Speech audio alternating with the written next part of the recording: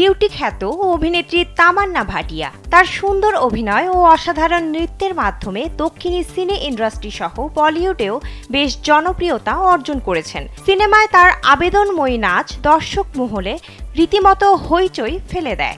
ফের আইটেম গানের মাধ্যমে দর্শক মাতাতে আসছেন এই সুন্দরী। সম্প্রতি সোশ্যাল মিডিয়ায় ছড়িয়ে পড়া একটি ভিডিও ক্লিপে আবেদনময়ী রূপে দেখা যায় তামান্নাকে। প্রকাশিত সেই ভিডিও ক্লিপে দেখা যায় শুটিং সেটে একদল নৃত্যশিল্পীর সঙ্গে নাচের জন্য প্রস্তুত তামান্না ভাটিয়া। দলটির সবার সামনে দাঁড়িয়ে আছেন তিনি। তামান্নার পরনে ঝলমলে ব্রালেট ও হাই স্লিট লেহেঙ্গা। পরিহিত সে পোশাকে আবেদনময়ী তামান্না ছড়াচ্ছেন উষ্ণতা। স্যান্ডেলিনা সো, রূপচর্চায় আভিজাত্য। দক্ষিণী সিনেমার নায়িকাদের মধ্যে তামান্না খুব ভালো একজন নৃত্যশিল্পী। অনেক সিনেমার আইটেম গানে কোমর দুলিয়ে প্রশংসাও কুড়িয়েছেন তিনি। গত বছর এ অভিনেত্রী আজ কি রাত গানে নেচে হইচই ফেলে দেন। কয়েকদিন আগে জানা যায় রেড 2 সিনেমার আইটেম গানে দেখা যাবে তাকে। তারপর থেকে আলোচনায় রয়েছেন তামান্না। এরই মধ্যে ভিডিও ক্লিপটি ভাইরাল হওয়ায় পুরনো আলোচনার পালে নতুন করে হাওয়া লেগেছে। তামান্নাকে এমন লুকে দেখে নানা ধরনের মন্তব্য করছেন নেটিজেনরা।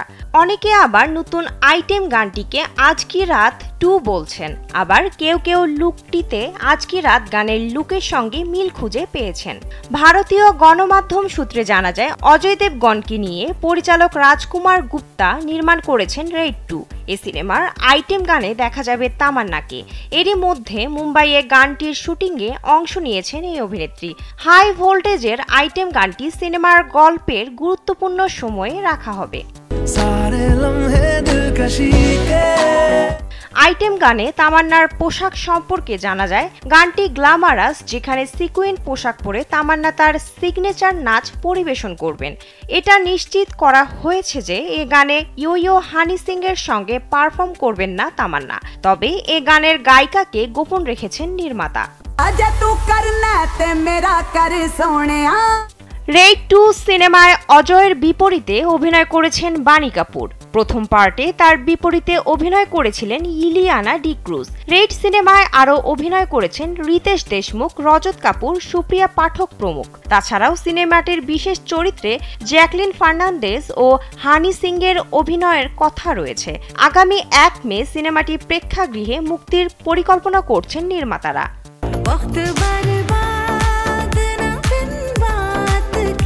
বিনোদন ডেস্ক, কালবেলা।